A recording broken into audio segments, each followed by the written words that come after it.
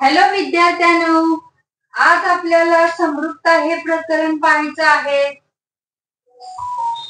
समृद्धतामधील काही गुणधर्मांचा आपण अभ्यास करू की ते गुणधर्म वापरून आपल्याला सहज 2-2 मार्काची गणित सोडवता येतील. बघा आता, त्रिकोणावरती कोणत्याही काटकोन त्रिकोणाचं क्षेत्रफळ कसं लिहितो आपण? हा त्रिकोण काढला. कोणताही काटकोन त्रिकोण असू दे, कोणताही काटकोन त्रिकोण असू दे, ए बी सी हा आपण घेतला. कोणत्याही काटकोन त्रिकोणाचं क्षेत्रफळ हे काय लिहितो आपण? 1/2 पाया गुणिले उंची, म्हणजेच आपण एरिया म्हणजे क्षेत्रफळ, त्रिकोण म्हणजे ट्रायंगल ए बी सी बरोबर काय लिहितो? 1/2 त्याचा पाया गुणिले उंची, म्हणजेच area of triangle A B C is equal to 1/2 base into height.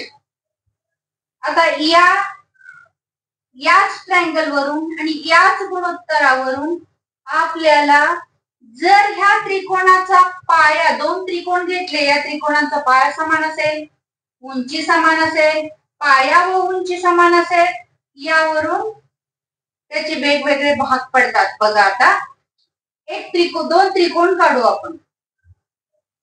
हे 2 त्रिकोण आणि या 2 त्रिकोणांचं काय काढायचं आहे आपल्याला? क्षेत्रफळ. हे त्रिकोण काढले आपण.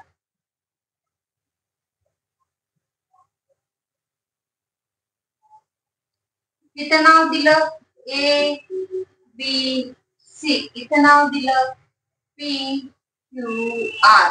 आता हे वेगवेगळ्या मापाचे 2 त्रिकोण आहेत. या त्रिकोणाचे क्षेत्रफळ कसे काढायची? याचा पाया वेगळा, याचा पाया बीसी आहे, याचा पाया क्यू आर आहे, याची उंची ए बी आहे, याची उंची पी क्यू आहे. उंची पण समान नाही, पाया पण समान नाही. जेव्हा अशा 2 त्रिकोणांचं क्षेत्रफळ काढलं जातं, पाया समान नाही व उंचीही समान नाही, भिन्न पाया व भिन्न उंची. कशी आहेत 2 त्रिकोण? भिन्न पाया व भिन्न उंचीचे त्रिकोण आहेत हे. तर यांची क्षेत्रफळे काढताना कसं लिहायचं बघा? एरिया ऑफ त्रिकोण ए बी सी छेद एरिया ऑफ त्रिकोण पी क्यू आर बरोबर. आता 1/2 पाया गुणिले उंची छेद 1/2 पाया गुणिले उंची असं लिहिलं तर 1/2 ला निघून जाईल. मग आता area of triangle, area of त्रिकोण एबीसी वाचतो तेव्हा त्याचा पाया कोणता आहे? बीसी, आणि त्याची उंची कोणती आहे? एबी. आता इथं बघा, एरिया ऑफ त्रिकोण पी क्यू आर वाचतो तेव्हा त्याचा पाया कोणता आहे? क्यू आर, आणि त्यांची उंची कोणती आहे? P Q. म्हणजे जर भिन्न पाया व भिन्न उंची असेल तर त्या त्रिकोणाचे क्षेत्रफळ पाया गुणिले उंची, पाया गुणिले उंची या प्रमाणात मांडली जातात. हे झालं पहिला गुणधर्म. आता दुसरा गुणधर्म पाहू. जर त्यांची उंची समान असेल, त्रिकोणांची काय समान असेल? उंची. त्रिकोणांची उंची समान असेल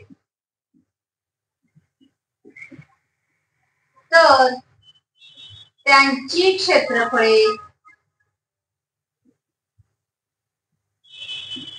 कशाच्या प्रमाणात असणार? उंची समान, पायाच्या प्रमाणात. पायाच्या प्रमाणात त्यांचं गुणोत्तर मांडलं जातं. बघा आता 2 त्रिकोण काढू.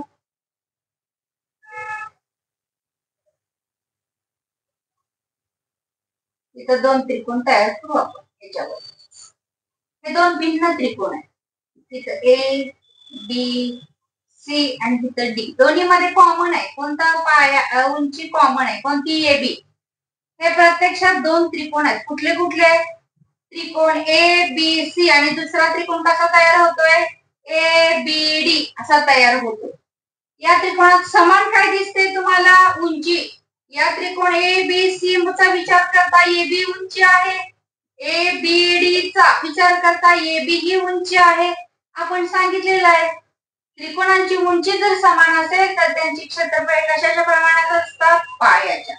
मग एरिया ऑफ त्रिकोण ए बी सी छेद एरिया ऑफ त्रिकोण ए बी डी बरोबर एरिया ऑफ त्रिकोण ए बी सी छेद एरिया ऑफ त्रिकोण ए बी डी बरोबर एबीसी चा पाया कोणता, बीसी, आणि एबीडी चा पाया कोणता, बीडी.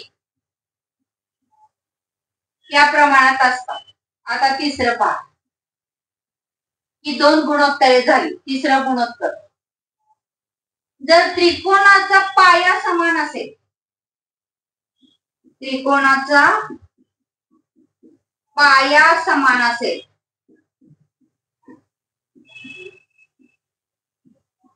त्रिकोणाचा पाया समान असेल तर त्यांची क्षेत्रफळे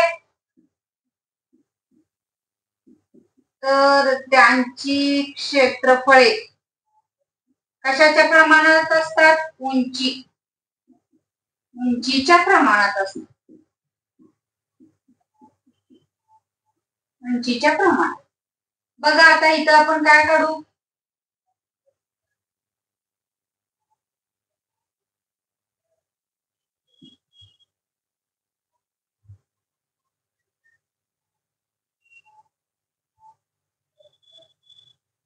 आणि 90 अंशाचा इकडं कोण होईल, इथं 90 अंश,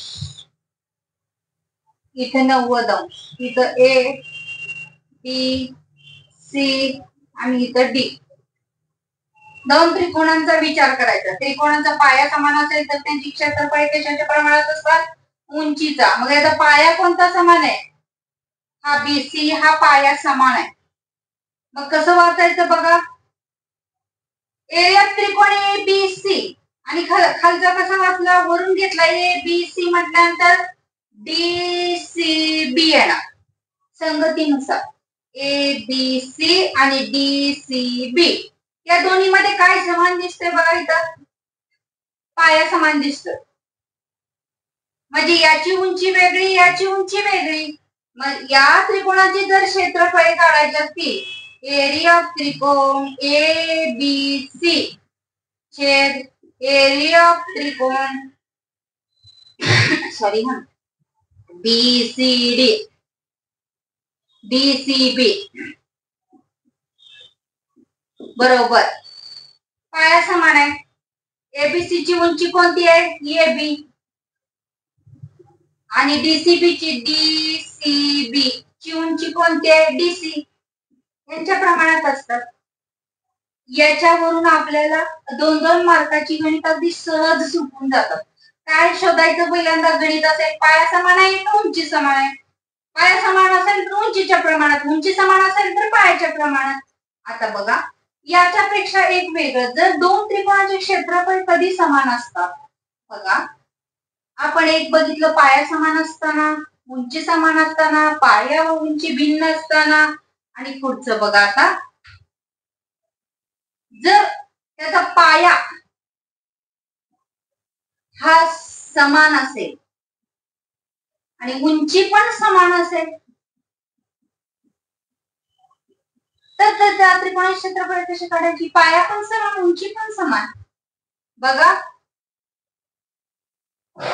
इथं हे करून घेऊ, इथून हा एक त्रिकोण तयार केला आपण, इथं 90 अंश असेल अथवा नसेल, नो प्रॉब्लेम. बघा आता तिथे 90 अंश दिलेलंच असेल असं काही नाही, इथं कोणाजवळ असू शकणार पण नाही.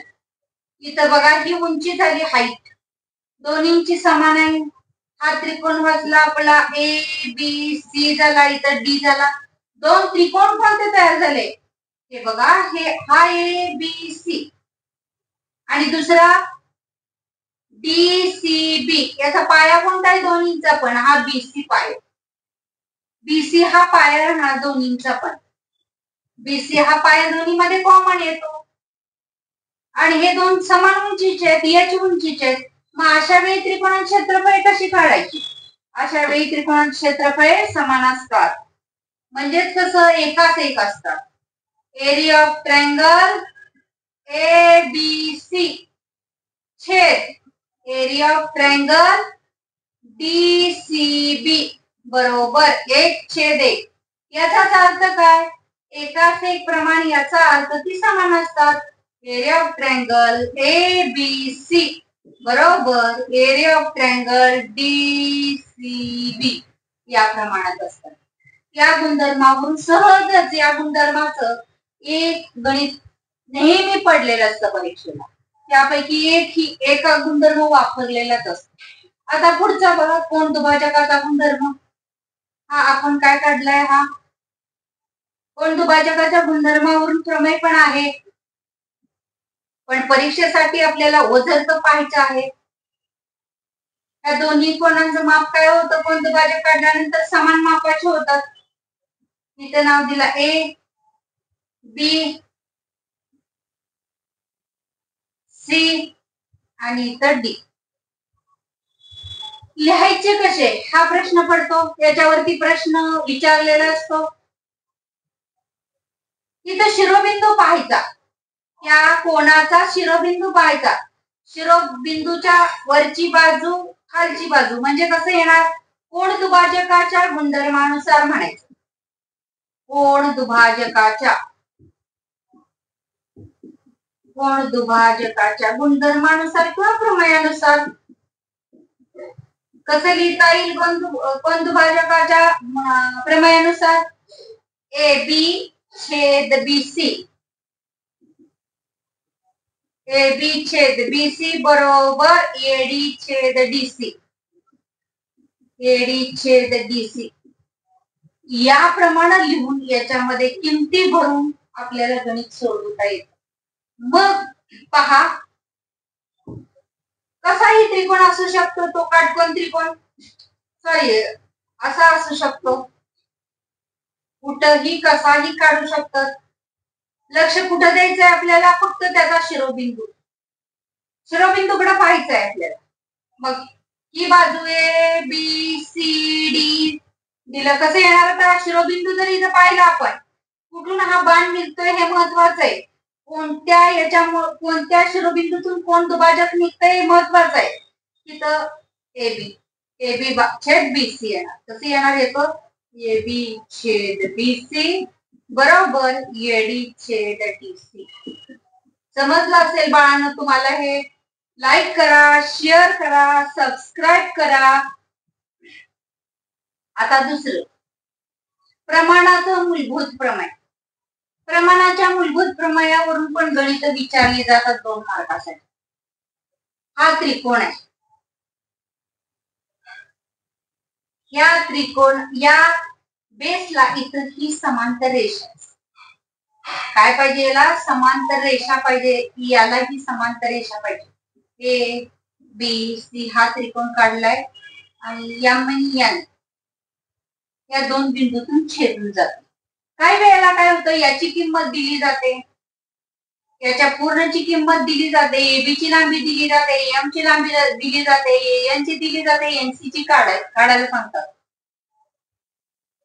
यासाठी या प्रमेयाचा उपयोग होतो. काय? BC समांतर काय पाहिजे? MN. त्याला काय म्हणायचं? वरती लिहावं लागतं प्रमाणाच्या मूलभूत प्रमेयानुसार. कधी होते म्हणून मी सांगितलं तुम्हाला. जर BC समांतर काय असेल? MN असं दिली असेल तर आपल्याला प्रमाणाचं मूलभूत प्रमेय वापरता येतं. कसं लिहिणार? तर AM छेद MB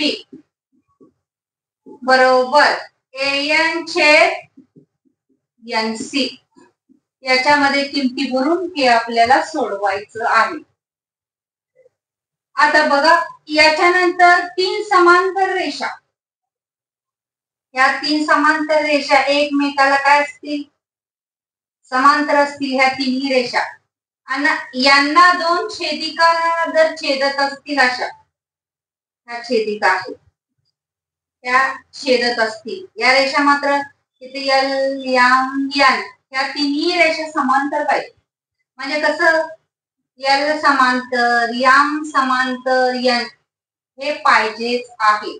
तर इथं A B C D E F कसं लिहिता येईल? तीन समांतर रेषांच्या गुणधर्मानुसार तीन समांतर रेषांच्या गुणधर्मानुसार तीन समांतर रेषांच्या गुणधर्मानुसार कसं लिहिता येईल? ए बी छेद बी सी ए बी छेद बी सी बरोबर डीई छेद